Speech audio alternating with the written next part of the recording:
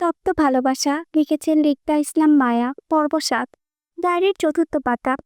আমি জড়িয়ে থাকা লোকটির এই কথাগুলো শেষ করার সাথে সাথে আসিফ নামক লোকটি খুবই ভয়ানকভাবে সিরাজ নামক লোকটিকে লাঠি দিয়ে জোরের তারে আঘাত করে মাথায়, আর যার ফলে সিরাজ নামক লোকটি উচ্চস্বরে চিৎকার করে নিজের মাথা দুহাতে চেপে ধরে মাটিতে লুটিয়ে পড়ে। আর আমি সিরাজ নামক লোকটির চিৎকার শুনে সাথে সাথে আমার চেপে ধরে রাখা ব্যক্তিটিকে ছেড়ে দিয়ে তাদের সামনে দাঁড়িয়ে পড়ি, চিৎকার করে উঠি প্রাণপণ। কারণ সিরাজ নামক লোকটির মাথা থেকে অঝোরধারায় রক্ত পড়ার কারণে মুহূর্তেই ভেসে যাচ্ছে পুরো রাস্তা, আর যার জন্য সিরাজ লোকটি ব্যথায় কাতরাচ্ছে রাস্তায় পড়ে। আর এটা দেখে আমি ভয়ে সাথে সাথে উচ্চস্বরে চিৎকার করে উঠে সবার সামনে। আমার এমন চিৎকারের শব্দে মানুষ মারার লোকগুলো মহা ব্যস্ত থাকায় একে একে সবাই আমার দিকে তাকায় ভ্রু কুঁচকে। এতক্ষণে তারা তাদের কাজে এতটাই ব্যস্ত ছিল যে আমি নামক প্রাণীটিকে কারো চোখে পড়েনি তাদের। কিন্তু আমার হঠাৎ চিৎকারে মনোযোগ ভস্ম হয়ে যায় তাদের। আমার দিকে তীক্ষ্ণ দৃষ্টিতে তাকিয়ে থেকে কপাল কুঁচকে এলো আসিফের নামক প্রাণীটি, যার অর্থ হলো আমি কে, বা আমি এই মুহূর্তে এখানে কি করছি, আমার এখানে কি কাজ হতে পারে যার জন্য এমন বিপজ্জনক পরিবেশে উপস্থিত ইত্যাদি বিষয়। আর আমি তাদের সবার দৃষ্টি উপেক্ষা করে ভয় কাঁপতে থাকি সামনে। চোখের সামনে এত এত ভেসে যাওয়া রক্ত দেখে রক্তের প্রতি আমার খুব ভয় ছিল। কেন যেন রক্ত বিষয়টি আমি নিতেই পারছিলাম না কোনো কালেই। চোখের সামনে অতিরিক্ত রক্ত দেখে মুহূর্তেই ঘামতে লাগলাম, বড় বড় নিঃশ্বাস ওঠানামা করতে লাগবে। সিরাজ নামক লোকটির দিকে ভয়ার্ত দৃষ্টিকে তাকিয়ে থেকে প্রত্যেক দৃষ্টি আমার উপর, আর আমার দৃষ্টি সিরাজ নামক লোকটির উপর। আমি অশ্রুসিক্ত চোখে সিরাজ নামক লোকটির দিকে তাকিয়ে থাকার সময় তখনই পাশ থেকে আমার জড়িয়ে থাকা ব্যক্তিটি আসিফ নামক লোকটিকে উদ্দেশ্য করে হাত বাড়িয়ে দিয়ে আমার দিকে এক দৃষ্টিতে তাকিয়ে থাকে, সাথে গম্ভীর কণ্ঠে বলে ওঠে, আসিফ। আসিফ নামটি ডেকে আসিফ নামক লোকটিকে কি বোঝালো আমি তা বুঝতে পারলাম না, কিন্তু আসিফ নামক লোকটি ঠিকই বুঝতে পেরেছে। তাই সামনের লোকটির নাম ধরে ডাকার সাথে সাথে আসিফ লোকটিকে জি ভাই বলে তার হাতে থাকা বন্দুকটা আমাকে জড়িয়ে থাকা লোকটির হাতে তুলে দিয়ে যায় সম্মানের সহিত। আমি লোকটির হাতে বন্দুক দেখে ভয়ে সিটিয়ে যাওয়া অবস্থায় ভয়ার্ত দৃষ্টিতে তাকিয়ে থাকি আসিফ নামক লোকটির বসের দিকে। বস লোকটা তখনও আমার দিকে তার দৃষ্টি স্থির রেখে দক্ষ হাতে সিরাজ নামক লোকটির উপর ঠাস ঠাস করে গুলি করে। পরপর তিনটা গুলি বসায় তার কপাল বরাবর। আমার চোখের সামনে এমনটা হতে দেখে সাথে সাথে চিৎকার করে নিজের দুহাত মুষ্টি চেপে ধরি কান্না করতে করতে। আমাকে কান্না করতে দেখে বস লোকটা ক্ষেপ্তে হয়ে আমার দিকে তাকাই, নিজের বন্দুকটা তাক করে মারার জন্য। এমতো অবস্থায় আমি মানুষটিকে কতটা অসহায় থাকে সেটা আমি এই পরিস্থিতির শিকার না হলে কখনোই বুঝতে পারতাম না। আমি ভয় সিটিয়ে ফুপিয়ে ফুপিয়ে কেঁদে চলেছি, দু হাতে মুখ চেপে ধরে। জানি না কি হয়, আমার জীবনের এখন থেকে বেঁচে ফিরতে পারবো কিনা তাও জানি না। এই মুহূর্তে আমি মরলে আমার পেছনে কান্না করার মতো আপন জনও নেই, শুধু মাদার আর আমার দুই বান্ধবী ছাড়া। আমার এই ছোট্ট জীবনে এমন একটা বাজে পরিস্থিতির শিকার হতে হবে কখনোই সেটা ভাবিনি। এখন তো নিজেকেই মরতে ইচ্ছে করছে আমার। কেন আজকে এখানে আসলাম, আর এসে এই বিপদের সম্মুখীন হতে হলো আমাকে। সাথে নিজের জীবনের জন্য আল্লাহর কাছে নিজের জীবনের প্রাণ ভিক্ষা চাচ্ছিলাম জোরালো ভাবে। সাথে এই প্রতীক্ষাও করেছিলাম, যদি এখান থেকে কোনো রকম বেঁচে ফিরতে পারি নিজ অবস্থানে, তো কখনোই এই বাজে টাইপের লোকগুলোর সামনে এসে দাঁড়াবো না। দরকার হলে আশ্রম থেকে বের হব না, তবুও আজ আমাকে আল্লাহ বাঁচাক। আমার এমন প্রাণপণ প্রতীক্ষার কাছে কান্নারত অবস্থায় চোখ তুলে তাকাই সামনে ব্যক্তিটির দিকে। লোকটি তখনও আমার দিকে নিজের বন্দুকটা তাক করে তীক্ষ্ণ দৃষ্টিতে তাকিয়েছিল। আমার দৃষ্টিতে ভয় ভয় ভাব থাকলেও লোকটির দৃষ্টিতে ছিল কঠোর। হয়তো হঠাৎ করে আমার এমনভাবে ওনাদের কাছে ব্যাঘাত ঘটানো মোটেও তার পছন্দ হয়নি, তাই কঠোরতা বিরাজ করে আছে তার মাঝে। আমার এমন চিন্তা ভাবনার মাঝে বস লোকটি কিছুটা ক্ষেপে সুরে তাতে দাঁত চেপে বলে ওঠে, মরার আর জায়গা হলো না, সোজা রিদ খানের বন্দুকের সামনে জায়গা হলো মরার জন্য। এখন মেরে দেই, শেষ করে দেই তোর আটকে আসা শেষ নিঃশ্বাসটা। ওনার কথায় আমি ভয়ে আবারও শব্দ করে পুপিয়ে পুপিয়ে কেঁদে উঠি মুহূর্তেই। আমাকে শব্দ করে কান্না করতে দেখে আরও ক্ষিপ্ত হন হৃদ নামক লোকটি, তাই রেগে আমাকে উদ্দেশ্য করে বলে ওঠে, মেয়েদের প্যাচপ্যাচ শব্দ করে কান্নাটা মোটেও পছন্দ না আমার। তাই তোমার হাতে জাস্ট 2 মিনিট সময় আছে এখান থেকে পালানোর জন্য। আর এই 2 মিনিটসের ভেতরে যদি তোমার ছায়াও আমার চোখের সামনে পড়ে তো I will kill you, just go. কথাটি চিৎকার করেই বলল। লোকটির কথাগুলো শেষ করার সাথে সাথেই আমি আর কোনো দিকে বিবেচনা না করে প্রাণপণে দৌড়ে সামনের দিকে। এক মুহূর্তের জন্য পেছন ফিরে তাকানোর প্রয়োজন বোধ করিনি আমি। টানা 2 ঘন্টা যাবৎ বর্ষার কোলে মাথা রেখে ফুপিয়ে ফুপিয়ে কেঁদেই চলেছি আমি। আমার দুই বান্ধবী বর্ষা ও কেয়া সেই তখন থেকে আমাকে শান্ত করার চেষ্টা করেই চলেছে লাগাতারভাবে। কিন্তু আমি তাদের এমন কিছু বোঝানোর ফলে শান্ত হওয়ার জায়গায় আরো অশান্ত হয়ে পড়েছি বেশ। আর আমার এমন করার কারণটাও জানে বর্ষা ও কেয়া।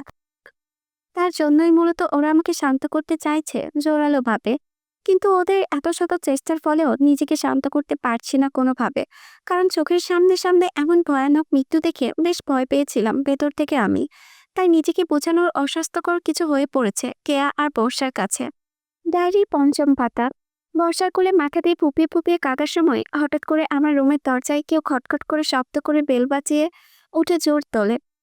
দরজা খটখট শব্দ কানে আসতেই চমকে ওঠে বর্ষা ও কেয়া।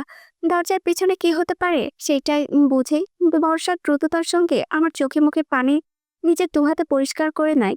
ইশারায় চুপ থাকতে বলে। আমাকে স্বাভাবিক ভঙ্গিতে শুয়ে দেয় কম্বল মুড়ি দিয়ে বিছানার মধ্যে। সাথে এটাও বলে দেয় আদেশ স্বরূপ, যাতে আমার কান্নার শব্দ দরজায় আশাগত ব্যক্তির কান অব্দি না পৌঁছায়। যদি যাই তাহলে সমস্যায় আমি পড়ে যাব বেশটা। তাই কেয়াও বলে দেয় আমার সাথে শুয়ে পড়ার জন্য ঘুমের ভান ধরে। বাকিটা বর্ষা বুঝে নেবে। বর্ষা আমাকে আর কেয়াকে ঠিকঠাকভাবে শুয়ে দিতে দ্রুততার সঙ্গে নিজেকে হালকা এলোমেলোভাবে করে দরজা খুলে দরজার সামনে এলোমেলো অবস্থায় দাঁড়িয়ে পড়ে ঘুমের ভান ধরে। পরে ঘুম ঘুম চোখের সামনের দিকে তাকিয়ে থেকে ঘুমচরিত কণ্ঠে আস্তে করে বলে ওঠে, গুড মর্নিং মাদার। বর্ষাকে ঘুমে তুলতে দেখে তীক্ষ্ণ দৃষ্টিতে তাকায় মাদার। বর্ষার দিকে সন্দেহ দৃষ্টিতে তাকিয়ে থেকে রুমের ভিতরে প্রবেশ করে মাদার। চারিপাশে নিজের সন্দেহ দৃষ্টিতে তাকাতে তাকাতে আমাকে আর কেয়াকে বিছানার উপর শুয়ে থাকতে দেখে মাদার বর্ষাকে উদ্দেশ্য করে বলে, এতটা সকাল অবধি তোমরা ঘুমিয়েছ, সেটা কি এখন আমাকে বিশ্বাস করতে হবে বর্ষা? মাদারের এমন কথাই মুহূর্তে থমথমে খেয়ে যায় বর্ষা। মাদার যে কতটা বুদ্ধিমান মানুষ সেটা আরো বর্ষা আগেই জানে। তাই মাদারকে মিথ্যা কিছু বানিয়ে বানিয়ে বলাটা যতটা না বিপজ্জনক, তার চেয়ে বেশি বিপজ্জনক হলো মাদারকে সে মিথ্যা বিশ্বাস করানো। তাই বর্ষা নিজের চুরি ধরার পর ভয়ে দ্রুত এগিয়ে এসে মাদারকে বিশ্বাস করানোর জন্য দ্রুত থমথমিয়ে বলে ওঠে, না মাদার, একদমই না। বর্ষার এমন কথায় তীক্ষ্ণ দৃষ্টিতে তাকায় বর্ষা মাদারের দিকে। পরে নিজের একটা ভ্রু উঁচু করে বলে, তার মানে তুমি বলতে চাচ্ছ যে তোমাদের এতটা সকাল অব্দি ঘুমানো সেটা আমাকে বিশ্বাস না করতে, তাই তো? বর্ষা মাতারকে বোঝানোর উদ্দেশ্যে আবারও দ্রুত বলল, না না মাতার, সেটা মোটেও নয়। আমি বোঝাতে চাইছি যে আমরা সত্যি সত্যি ঘুমিয়েছিলাম, সেটা সত্যি বলছি মাতার। এতটা সকাল অবধি কেন? আর প্রীতি কোথায়? এই তো মাতার, কেয়ার পাশে শুয়ে আছে বিছানায়, ঘুমোচ্ছেও। আচ্ছা, দেখো ওদের দুজনকে। আমার কিছু কথা আছে তোমাদের সাথে, সেটা বলে চলে যাব আমি। So fast. মাতার, ওরা তো ঘুমোচ্ছে ওদের। বর্ষার বাকি কথাগুলো শেষ করার আগেই মাতার রাগে দৃষ্টি তাকাইতো বর্ষার দিকে। তাই বর্ষা চুপ করে আস্তে করে শুধু কেয়াকে ডেকে তুলে মাতারের সামনে বসায়, আমাকে না ডেকে তোলে। কারণ আমি যদি এই মুহূর্তে মাতারের সামনে উঠে বসি, তো মাতার আমার চোখে মুখে ফোলা ফোলা ভাব দেখেই বুঝতে পারবে আমি যে এতক্ষণ যাবৎ কান্না করেছি। আর সেটা কেন করেছি সেটাও বলতে হবে আমাকে। মাতার যদি সবটা শুনতে পারে তো কারো এই করতাম থাকবে না মাথার। কারণ আমাদের আশ্রম থেকে সকাল সকাল কোথাও বের হতে পারবে না সকাল 10টার আগে। আর এটাই জরুরি কাজ হোক না কেন। আমি মাতারের ভয়ে কম্বলের ভেতরে খাপটি মেরে শুয়েই রই। আমি শুয়ে থাকা অবস্থায় কেয়া আর বর্ষা মাতারের সামনে উঠে দাঁড়িয়ে পড়ে। আমাকে শুয়ে থাকতে দেখে মাতার কিছু বলতে যাবে তার আগেই বর্ষা মাতারকে বলে ওঠে, মাতার, আমাদের বলুন না কি কথা, আমরা না হয় প্রীতিকে পরে বলে দেব ঘুম থেকে ওঠার পর। আসলে মাতার, আপনি নিজেও তো জানেন প্রীতি কতটা ঘুমে কাঁচা। এখন ডাকলেও উঠবে না ঘুম থেকে, উল্টো আপনার সময় নষ্ট করবে প্রীতি। তার চেয়ে বরং আপনি আমাদের দুজনকে বলুন, আমরা পরে প্রীতিকে বলে দেব ব্যাস। বর্ষার এমন কথাটা গ্রহণযোগ্য মনে হলো মাতারের কাছে। তাই মাতার নিজের মাথাটা হালকা নাড়িয়ে সম্মতি জানিয়ে বলল, ঠিক আছে, তাহলে শোনো। 10টার দিকে তোমাদের তিনজনকে একটা লিস্ট দেওয়া হবে, সেটা নিয়ে একটা অ্যাড্রেস অনুযায়ী দিয়ে আসতে হবে। তোমাদের তিনজনের জন্য 3টে প্যাকেট থাকবে, সেইগুলো নিয়ে আসবে। সেই প্যাকেটে যা থাকবে সেটা পরে সন্ধ্যার দিকে রেডি হয়ে থাকবে। তোমাদের তিনজনকে নিয়ে একটা ইভেন্টে যাব। তোমাদের সাথে আমি আর আমাদের ফাদার ছাড়া 10জন লোক থাকবে এই আশ্রমের। তাই লেট না করে তাড়াতাড়ি রেডি হয়ে থাকবে, কেমন? এই কথাটা প্রীতিকে বলে দিও। মাদারের এমন কথায় কেয়া ও বর্ষা একসাথে বলে ওঠে, ওকে মাদার। মনে থাকে জানো। মাথার নিজ বাক্য শেষ করে চলে যায় বাহিরের দিকে। মাথারকে চলে যেতে দেখে স্বস্তির নিঃশ্বাস ফেলে বর্ষা ও কেয়া। পরে দুজনেই চোখাচোখি করে দ্রুততার সঙ্গে এগিয়ে এসে কম্বলের উপর দিয়ে আমাকে জড়িয়ে ধরে শক্ত করে। ডায়ের ষষ্ঠ পাতা। রাস্তা খানিক ঘেঁষে হাঁটছি আমি আর আমার দুই চঞ্চল পাখি বর্ষা ও কেয়া। আমাদের সাথে আরও আজ রয়েছে আমার জিনিস বহনকারী আশ্রমের রহিম কাকা। ওনার হাতে আশ্রমের কিছু জিনিসপত্র ও আমাদের 3টা শপিং ব্যাগ রয়েছে। উনি আমাদের আগে আগে হাঁটছে আর আমরা ওনার পেছন পেছন হাঁটছি হেলে তুলে, গুনগুন করতে করতে মনের সুখে। আর কিছুক্ষণ আগেই মাথারে দেওয়া লিস্টটা জায়গায় অনুযায়ী পৌঁছে দেই। এখন আমরাও আশ্রমে ফিরে যাচ্ছি আপন গতিতে। গায়ে আমাদের আশ্রমের ইউনিফর্ম পরা, সাথে 3জনই একই স্টাইলে চুলগুলো দুটো করে বেনি বেঁধে রেখেছি মাথায়। আমি 2 বেনি ধরে হেলতে দুলতে সামনের দিকে এগিয়ে যেতেই হঠাৎ করে চোখে পড়লো 3-3টে কালো গাড়ি রাস্তার পাশে ধরে দাঁড়িয়ে সারিবদ্ধভাবে। আর গাড়িগুলোর সামনে কিছু একটা নিয়ে বেশ গন্ডগোল হচ্ছে জোর তালে।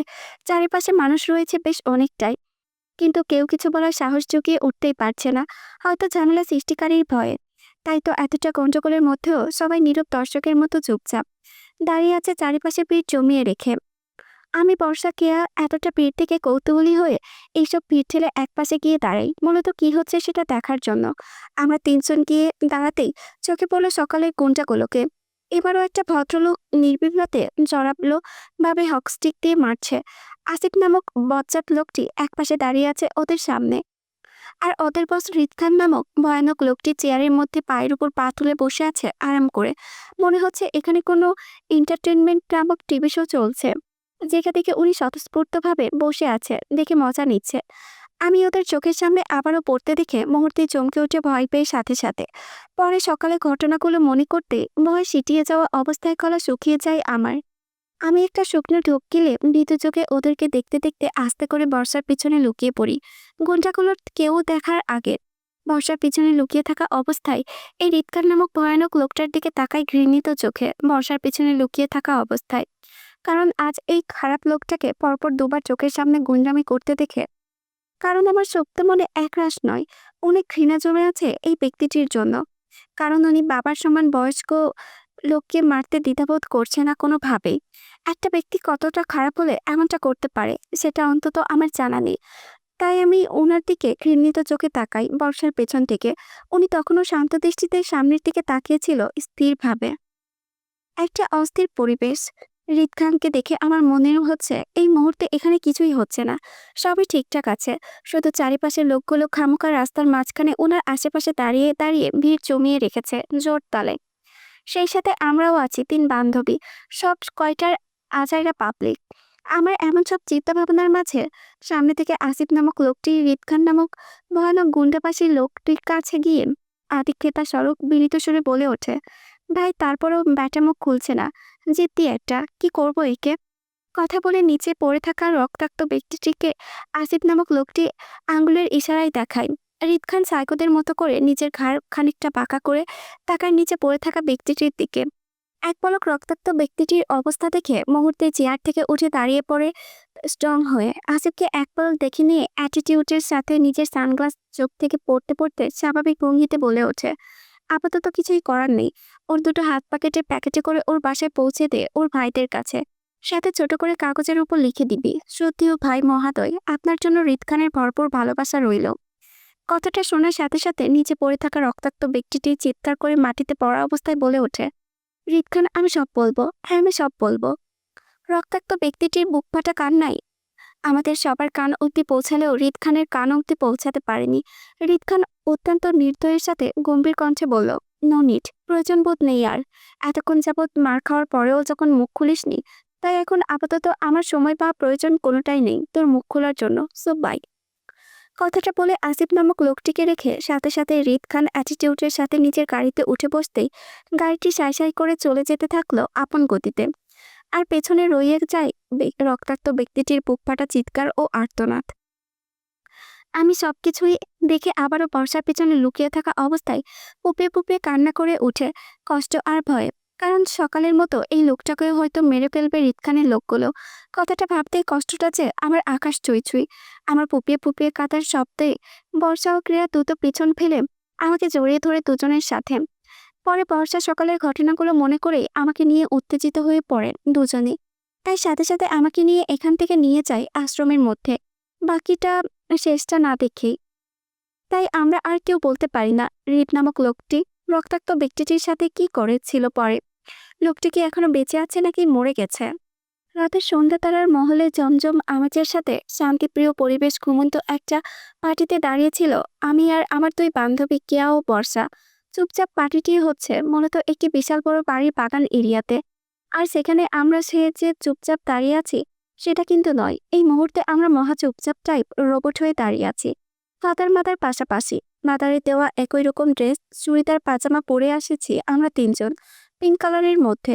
আমাদের সাথে আরও আমাদের আশ্রমের 10 জন বয়স্ক মহিলা ও পুরুষ এসেছে পার্টিতে। পার্টির মধ্যে সবাই নীরবতার সহিত বিভিন্ন কারণে ড্রিঙ্কস পান করছে আর হালকা পাতলা কথা বলার চেষ্টা করছে হয়তো, কারণ সবাইকে আমি গুনগুন করতে শুনছি শুরু থেকে চারপাশে। এখন তারা গান গাইছে নাকি আস্তে করে কথা বলছে সেটা মূলত তারাই বলতে পারবে, আমি না। চারিপাশে ভরপুর লাইটিং, মুক্ত পরিবেশ, সবকিছু যেন রুলস মোতাবেক চলছে। দেখে মনে হচ্ছে কেউ যদি এইসব রুলস না মেনে চলে তো তাকে হয়তো ভয়াবহ শাস্তি স্বরূপ কিছু দণ্ড মিলবে। সবার এত এত রুলস মানতে দেখে পাগল টাইপ হয়ে যাচ্ছি আমি, কারণ আমার কাছে সবকিছু চুপ থাকা অস্বাস্থ্যকর কিছু। তাই এতক্ষণ যাবৎ ফাদারের ভয়ে চুপ থাকতে পারলেও এখন আর থাকতে পারছি না আমি। তাই মাদারকে ওয়াশরুমের নাম করে বর্ষা ও কেয়াকে সাথে নিয়ে বাড়িটির ভিতরে ঢুকে পড়ি সাহসিকতার সাথে। বাড়িটির ভিতরে ঢুকে আমি সহ বাকি দুজন হা হয়ে যাই বাড়িটির ভেতরের পরিবেশটা দেখে। সবকিছুই রাজকীয় স্টাইলে। বাড়িটি থেকে বোঝা যাচ্ছে এই বাড়ির মালিক পক্ষ কতটা শৌখিন মানুষ হবে। আমি আকাশ পাতাল চিন্তা করতে করতে চারিপাশে পরিবেশটা দেখতে দেখতে কখন যে বর্ষা আর কেয়ার থেকে আলাদা হয়ে গিয়েছি সেটা নিজেও বুঝতে পারিনি। হয়তো বর্ষা আর কেয়াও বুঝতে পারেনি আমরা তিনজন যে একে অপরের থেকে আলাদা হয়ে গেছি বেশ কিছুক্ষণ আগে। আমরা বাড়ির ভিতরটা দেখার এতটাই ব্যস্ত ছিলাম যে তিনজন তিন খণ্ড দিকে ঢুকে পড়ি নিমিষে। আমি হাঁটতে হাঁটতে বড় একটা সুইমিং পুলের সাথে এসে থামি। সুইমিং পুলের মধ্যে নীল রঙের পানি দেখে খুশিতে হালকা ছুঁয়ে দিয়ে আবারও আপন গতিতে চারিপাশে হাঁটতে থাকি সুইমিং পুলের রাস্তা ধরে।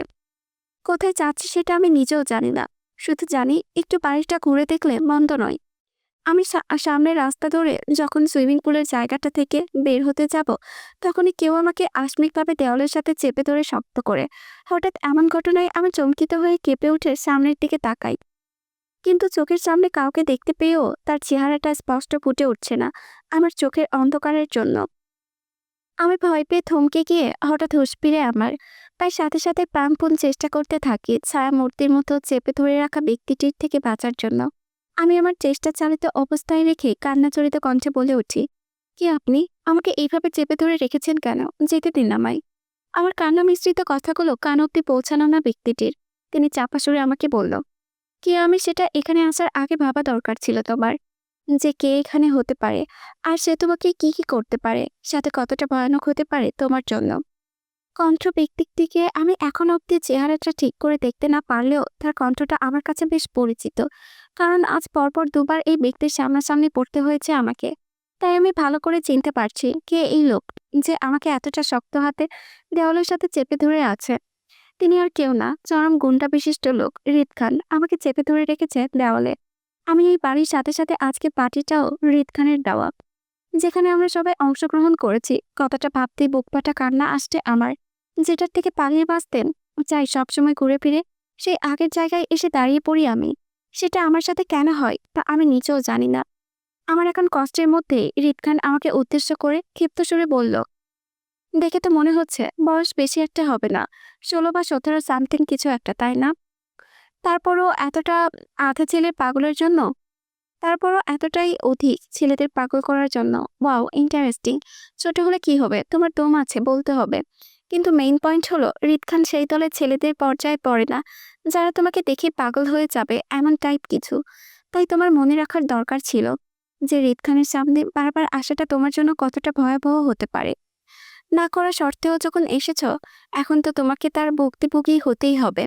তা বলে কিভাবে নিতে চাও তোমার অপরাধের শাস্তিটা? জেলে নাকি ফাঁসি, কোনটা চয়েস করবে তুমি? মনে রেখো, জেল বা ফাঁসি দুটোই হবে তোমার বেঁচে যাওয়ার থেকেও মৃত্যুর শামিল।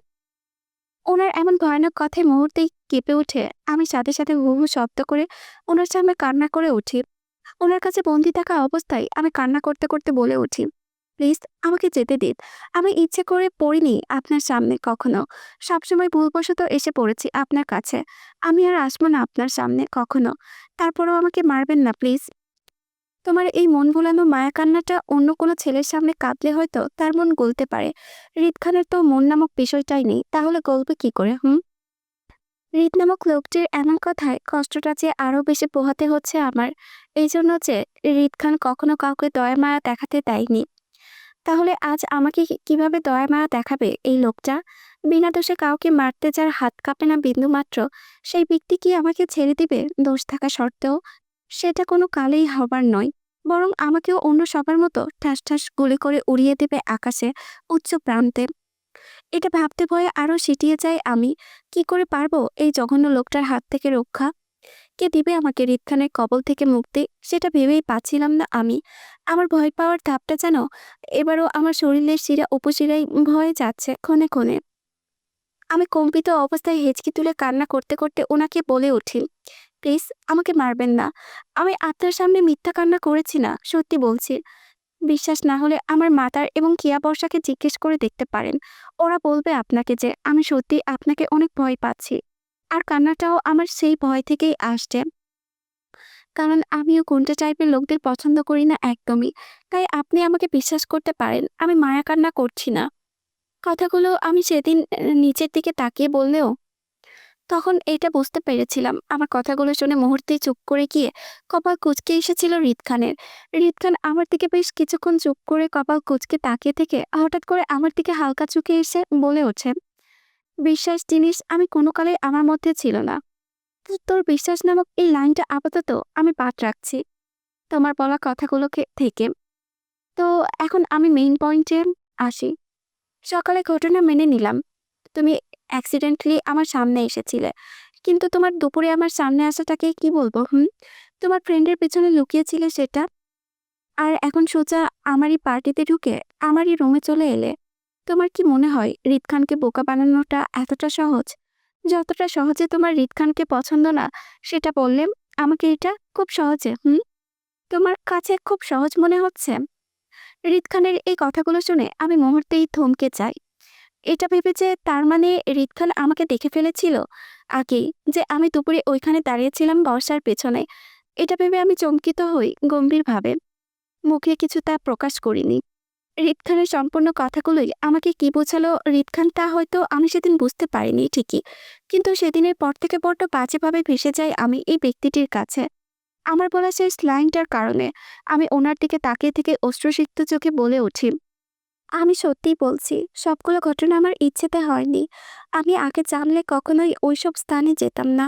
আমি ভয় পাই আপনাদের মতো গুন্ডা টাইপের মানুষগুলোকে। সেজন্য আপনাকেও না। আমাকে যেতে দিন প্লিজ। আমার বাকি কথাগুলো শেষ করার আগেই হৃদ খান সজোরে আমাকে দেওয়ালের সাথে চেপে ধরে রুটলিভাবে রেগে মেখে তাতে দাঁত চেপে বলে। ওনার এমন কাণ্ড আরও ভড়কে যায় আমি, প্রাণটা যেন যায় যায় অবস্থা। আমাকে দেওয়ালের সাথে চেপে ধরার সাথে সাথেই হৃদ খানের একটা হাত দিয়ে আমার দুই গাল শক্তভাবে চেপে ধরে ওনার মুখ বরাবর উঁচু করে ধরে আমাকে। হৃদ খানের মুখ বরাবর ধরতেই আমার চোখে পড়ল ওনার টকবকিয়ে ওঠা রক্তলাল চোখগুলো, যা আমার দিকে নিক্ষেপ করা। পরে আমার চোখে ওনার চোখ রেখে রাগে রেডি করতে করতে বলল, তোকে পছন্দ করতে বলেছি আমাকে? আর আমি গুন্ডা তাই না? তোর সাহস দেখে আমি অবাক হচ্ছি। আমার সামনে দাঁড়াতে ভয়ে বড় বড় মাফিয়াদের বুক কাঁপে, সেই তুই একটা পিচ্ছি হয়ে আমাকে কথা শোনাচ্ছিস যে আমাকে তোর পছন্দ না?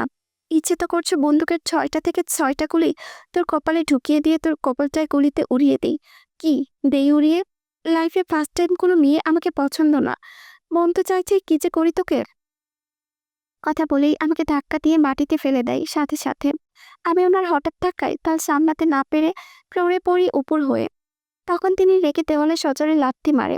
আবারও আমার কাছে এসে আমার এক বাহু চেপে ধরে টেনে তুলে বলে ওঠে, না না না, এই না শব্দটা সহ্য করতে পারি না আমি লাইফ। আর সেটাই তোর বারবার বলেছিস আমায়। আর এই নাটা তোর লাইফের সবচেয়ে বেশি বড় ভয়ানক কিছু হবে তোর জন্য আমাকে বলাতে। আমার লাইফের নাটা যে কোনো ক্ষেত্রেই হোক না কেন, আমি হ্যাঁ করে দম নেই। তারপর সেই ব্যক্তিটিকে উপরের টিকিট ধরিয়ে দেই অনায়াসেই আমার না করার জন্য। আর আমাকে না বলার কারণে তোকেও সেটা সাফার করতে হবে। আর তার শুরুটা এখান থেকে শুরু হলো। All the best. কথাগুলো বলার সাথে সাথেই আমাকে ছেড়ে দেয় সুইমিং পুলের মধ্যে ঠাস করে। আমাকে পানিতে ছেড়ে দেওয়ার সাথে সাথে উনি চলে যায় রাগান্বিত হয়ে। আমি পানিতে পড়ার সাথে সাথে ছটফট করতে থাকি নিজেকে বাঁচানোর জন্য, কারণ আমার সাঁতার জানা ছিল না তখন। তাই পানিতে পড়ায় ডুবে যাওয়ার সম্ভাবনাই ছিল বেশি। কিন্তু সুইমিং পুলের পানি বেশি না থাকায় আর আমি গলা অবধি পানি হয়, সেদিন সেই যাত্রায় ডুবার হাত থেকে বেঁচে যাই আমি। কিন্তু পানিতে ডুবার থেকে বেঁচে গেলেও সেদিন হৃদ এমন কাণ্ডে প্রচুর ভয় পেয়েছিলাম আমি। তাই বেশ সুইমিং পুলের সাইডের দেওয়াল ধরে অজস্র কান্না করতে লাগি আমি। আমি সুইমিং পুলের পাশে ধরে দাঁড়িয়ে থেকে শব্দ করে কান্না করার সময় আমার কান্নার শব্দ পেয়ে সেই শব্দের উৎস খুঁজতে হঠাৎ কোথা থেকে বর্ষা আর কেয়া দৌড়ে আসে আমার কাছে আমাকে বাঁচানোর জন্য। হয়তো এতক্ষণ যাবৎ আমাকেই খুঁজছিল সবটাই ওরা। আমি পানিতে পড়ে থাকার কারণে দুজনেই ভয় পেয়ে যায় প্রচণ্ডভাবে। তাই দ্রুততার সঙ্গে আমাকে পানির থেকে টেনে তুলে সঙ্গে সঙ্গে নিজেদের সাথে জড়িয়ে নেয় বর্ষা ও কেয়া। শীতে আমাকে কাঁপতে দেখে বর্ষা নিচের গায়ের শুকনো ওড়নাটা আমার গায়ে ছড়িয়ে দেয়। বর্ষার বুকে আমার হাত চেপে ধরে নিজের দুহাতের সাথে উত্তেজিত কণ্ঠে বলে ওঠে, কি হয়েছে প্রীপ্তি? কান্না করছিস কেন? আর তুই পানিতে পড়লি বা কিভাবে বল? পাশ থেকে কেয়াও উত্তেজিত কণ্ঠে বলে, হ্যাঁ প্রীপ্তি, কি হয়েছে তোর? বল আমাদের। ওদের কথায় আমি হু হু শব্দ করে কান্না করে বসি বর্ষাকে জড়িয়ে ধরে। আমার সাথে এতক্ষণ যাবৎ কি হয়েছে সেটা কেয়া আর বর্ষাকে খুলে বললেই আবারও টুকরে কেঁদে উঠি বর্ষাকে জড়িয়ে ধরা অবস্থায়। আমার সম্পূর্ণ কথাগুলো শুনেই ক্ষিপ্ত হয় বর্ষা। আমার সাথে পরপর দুবার হৃদ একই দিনে খারাপ আচরণ করতে দেখে মুহূর্তে রেগেমেগে লাল হয়ে যায় বর্ষা। আমাকে নিজের ছোট বোন বা মা বাবা মতোই ভালোবাসার বা শাসন করে থাকে। আর সবার থেকে আমাকে বর্ষা আগলে রাখার চেষ্টায় বর্ষার অধিকারটা আমার উপর বরাবরই একটু বেশি। তাই বর্ষা রাগান্বিত হয়ে বলে ওঠে, ব্যাস অনেক হয়েছে, আমারই ভুল হয়েছে, তোর হাতটা ছাড়া একদমই ঠিক হয়নি আমার। ওই বাজে লোকটা পেয়েছে কি এই নিয়ে দুবার তোকে টর্চার করে গেল? আমরা এতিম বলে কি আমরা মানুষ না? হৃদ মতো বড় লোকদের সামনে না শব্দটাও উচ্চারণ করতে পারবো না আমরা? তুই চল প্রীপ্তি, আমার সাথে এই পার্টিতে আর এক মুহূর্তও থাকবো না। মাদারকে বলে এক্ষুনি চলে যাব এই পার্টি থেকে। কথাগুলো বলে আমাকে নিয়ে উঠে দাঁড়ায় বর্ষা ও কেয়া। এটা হৃদ বাড়ি। বর্ষা সেটা জানতে পেরে আমাকে নিয়ে আর এক মুহূর্ত অপেক্ষা করে না, বেরিয়ে যায় হৃদ বাড়ি থেকে ফাদার ও মাদারের উদ্দেশ্যে। আজ 15 দিন পর ডায়েরিতে কিছু লিখতে বসেছি আমি, কারণ বিগত 15 দিন যাবৎ আমার লাইফে সবই ঠিকঠাক চললেও আজকের কিছু ভিন্ন করেছে আমার লাইফে অন্য সব দিনের তুলনায়। হৃদ বাড়ির পার্টি থেকে আসার পর বিগত 15 দিন আমি আশ্রম থেকে কোনো প্রকার বের হইনি, কারণ হৃদ সাথে আমার পরপর 3-3 বার একই দিনে দেখা হয়। আর সেই সাথে থাকে আমার জন্য প্রচণ্ড রকমের ভয় হৃদ পক্ষ থেকে। হৃদ নামক প্রাণীটি সম্পূর্ণ ভিন্ন পদার্থের হলেও কিছুটা মনুষ্যত্ব বোধ হয়তো রয়েছে ওনার মধ্যে, বিশেষ করে নারীদের নিয়ে। হঠাৎ করে হৃদ সম্পর্কে গুণ গাইছি সেটা কিন্তু মোটেও নয়, তারও একটা বিশেষ কারণ আছে। আর সেটার কথা বলছি এজন্য যে বিগত 15 দিন পর আজ যখন সকালে আমি আশ্রম থেকে বের হয়ে বৃদ্ধা পুরুষ ও মহিলাদের নিয়ে ওয়ার্ক করানোর জন্য একা বের হইনি আমি, আমার সাথে কেয়া বর্ষাও ছিল। আশ্রমের কিছু বড় সদস্যও বের হয়েছে বয়স্ক দাদা দাদিদের নিয়ে। আমরা সবাই মিলের আশ্রম থেকে কিছুটা দূরে 2 মিনিট রাস্তার সামনে পার্কটার উদ্দেশ্যে। প্রত্যেকের সদস্য একজন করে বয়স্ক মানুষকে নিয়ে যাচ্ছে সেই পার্কের উদ্দেশ্যে। সেই সাথে আমিও একটা দাদিকে তার হুইল চেয়ার সহ টেনে নিয়ে যাচ্ছি সেখানে হাসি মুখে। সব মিলিয়ে আমরা প্রায় 30 জনের সদস্য হব। 15 জনের সদস্যরা বাকি 15 জন দাদা দাদিকে হুইল চেয়ার সহ বহন করছে। আমার এমন সারিবদ্ধভাবে এগিয়ে যাওয়ার মধ্যে দিয়ে হঠাৎ করে আমার পথ আটকিয়ে দাঁড়ায় একটা এলাকার এমপির ছেলে জিসান শেখ। বাবার ক্ষমতায় আর দাপটে জিসান শেখ হয়ে উঠেছে সমাজের সর্বোচ্চ বর্গের গুন্ডা লম্পট ছেঁচড়া। যেখানে মেয়ের বাস সেখানেই জিসান শেখ আর আব্বাস অনায়াসে। আজও ঠিক তাই হয়েছে। জিসান শেখ নিজের ছেঁচড়ামি ধাপ অনুযায়ী আমাদের রাস্তা দিয়ে যেতে যেতে মুহূর্তেই নিজের জিপ গাড়িটি থামিয়ে দিয়ে আমাদের সামনে এসে দাঁড়ায় নিজের সাঙ্গুপাঙ্গ নিয়ে। সামনে দাঁড়িয়ে থাকা আমাদের সিনিয়র আপুদের লাগাতার ডিস্টার্ব করার পরেও কেউ কিছু বলতে পারছে না জিসান শেখের ভয়ে। সবাই এক জায়গায় জড়সড় হয়ে দাঁড়িয়ে পড়ে মাথা নিচু করে। আমাদের সাথে মাদার থাকলে হয়তো জিসানের লোকজনেরা কখনোই আমাদের সাথে এইভাবে রাস্তায় আটকানোর সাহস জুগিয়ে উঠতে পারত না। জিসান শেখের লোকেরা এক এক করে আপুদের সবাইকে রাস্তায় ভিন্নভাবে টিচ মস্করা করেই চলেছে। এমন করার মধ্যে দিয়ে হঠাৎ করে জিসান শেখের চোখ যায় আমাদের উপর চোখ পড়তেই হাত থেমে যায় জিসান শেখের। ব্রু কুচকে আমাদের দিকে তাকিয়ে থেকে এগিয়ে আসে আমাদের তিনজন বান্ধবীর দিকে। জিসান শেখ আমাদের দিকে এগিয়ে আসতে দেখেই আমি সাথে সাথে বর্ষাকে জড়িয়ে ধরি ভয়ে। বর্ষা আমাকে দুহাতে চাপটে জড়িয়ে ধরে। কেউ সাথে সাথে আমাদের দুজনকে জড়িয়ে ধরে শক্ত করে। আমাদের এমন করার মধ্য দিয়ে জিসান শেখ এসে আমাদের সামনে দাঁড়ায়, শীষ বাজাতে বাজাতে। পরে আমাদের তিনজনকে পা থেকে উপর পর্যন্ত দেখে নিয়ে পাখা হেসে বলে ওঠে, ওয়াও, আমার এই তিনটা কবুল জোড়া এতদিন কই ছিল সোনারা? আর আগেও তো ধরা পড়নি কেন আমার খাঁচায়? কথাটা বলে জিসান শেখ হাত উঠিয়ে এক আঙ্গুলে আমাদের তিনজনের গালে ছুঁয়ে ছুঁয়ে স্লাইড করতে করতে বলে ওঠে, উফ, এত সুন্দর সুন্দর কবুতর জোড়া যে এমন একটা আশ্রমের মধ্যে থাকতে পারে সেটা তো আমার জানাই ছিল না। ব্যাপার না, এখন জানতে পেরেছি, তাই রোজ আসবো কবুতর জোড়াগুলোকে পোষণ করার জন্য। জিসান শেখের এই নোংরা ইঙ্গিতের মানে বুঝতে পেরে উপস্থিত সবাই কেউ কিছু বলছে না। অর্জুন নীরবে দাঁড়িয়ে থাকে, আর আমরা তিনজন আরো ভয়ে সিটিয়ে যাই। আর বর্ষা জিসানের কথায় রাগান্বিত চোখে তাকায় জিসানের দিকে, আর সাথে সাথে বলে ওঠে, মিস্টার জিসান শেখ, আপনি আপনার গুন্ডামি অন্য কোথাও গিয়ে দেখান, আমাদের সামনে নয়। আমরা আজই গিয়ে আমাদের ফাদারের কাছে বিচার দেব, তিনি দেখে নেবেন আপনার মতো লোকদের। বর্ষার আঙ্গুল দেখিয়ে কথা বলায় খেপে যায় জিসান। সে ক্ষিপ্ত হয়ে সাথে সাথে বর্ষাকে টেনে তার সাঙ্গু পাঙ্গুর দিকে জুড়ে মারে আর বলে ওঠে, আজ রাতের পাখি নাকি, এটা ধরা রাখতে হবে তাদের কাছে। বর্ষাকে নিয়ে যেতেই চিৎকার করে উঠি আমি আর কেয়া। জিসান শেখ পেছন ফিরে আমাদের দিকে তাকাতেই চুপ করে যায় সাথে সাথে। আমার দিকে তাকিয়ে থেকে আমার মুখটা এতক্ষণ যাবৎ বর্ষার বুকে চেপে ধরার কারণে জিসান শেখ হয়তো ঠিক করে দেখতে পারেনি, কিন্তু বর্ষার প্রতিবাদী গলায় বলাই ও বর্ষাকে আমার কাছ থেকে নিয়ে যাওয়ার সাথে সাথেই আমার সম্পূর্ণ মুখটি দেখতে পারে জিসান শেখ। আমাকে দেখে এগিয়ে এসে আমার সামনে ঘাড় পাকা করে দাঁড়িয়ে পড়ে আমাকে দেখতে দেখতে। আমি জিসানকে এমন করতে দেখে সাথে সাথে জড়িয়ে ধরে কেয়াকে ভয়ে। আমার সামনে থেকে বর্ষা ওদের হাত আটকানো অবস্থায় চিল্লিয়ে বলে ওঠে, আমাদের কাছে না আসতে, ও বর্ষাকে ছেড়ে দিতে। বর্ষা কোনো কথাই জিসান শেখের কান অব্দি পৌঁছায়নি, কারণ জিসানের মাথায় ঢুকছে অন্য কিছু। তাই জিসান শেখ আমার চারিপাশে ঘুরে ঘুরে আমাকে তীক্ষ্ণ দৃষ্টিতে দেখতে দেখতে আমার সামনে এসে দাঁড়াই। পরে নিজের এক হাত বাড়িয়ে আমার বেনি করা চোর টেনে ধরে নিজের সামনে এনে দাঁড় করাই। আমি ভয়ে কান্না করতে থাকি নিচের দিকে তাকিয়ে থেকে। না জানি কি হয় এরপর। জিসান শেখের মতো পাঁচে লোকের নজরে পড়া মানে নিজের জীবনটা নষ্ট হয়ে যাওয়া। আমাদের কি হয় সেটা এই মুহূর্তে কেউ বলতে পারছি না, কারণ সবাই আমার মতো করে ভয়ে চুপচাপ হয়ে দাঁড়িয়ে আছে। আর শুধু বর্ষা লাগাতার চিৎকার করে বলছে আমাকে না ছোঁয়ার জন্য। বর্ষার এমন চিৎকার উপেক্ষা করে জিসান আমার বেনি করা হাঁটু অব্দি চুলগুলো নিজের হাতে পেঁচাতে পেঁচাতে আমাকে নিজের কাছে টানে আনতে আর বিশ্রীভাবে বলতে থাকে, সোনা, তোমাকে আমার প্রয়োজন। তোমাকে দেখে তো এই জিসান শেখ পাগল হয়ে যাওয়া টাইপ। এখন কি হবে বলো তো? এখন তো তোমাকে জিসান শেখের সঙ্গে যেতে হবে, তাই না? চলো, তোমার বান্ধবীর সাথে সাথে তোমাকেও টাইম দিব মন ভরে। তবে তোমাকে শুধু আমি টাইম দিব, অন্য কাউকে নয়। কারণ তুমি আমার মন ছুঁয়েছ, তাহলে লাইফে ফার্স্ট টাইম কোনো মেয়ে সেটা করেছে। আজকে থাকার পর যদি ভালো লাগে তো বিয়ে করে নেব তোমাকে, সিম্পল। এখন চলো। কথাটা বলে হাতটা বাড়িয়ে আমার হাতটা ধরতে যাবে, তার আগে কেউ পাশ থেকে জিসান শেখের হাতটা চেপে ধরে শক্ত করে।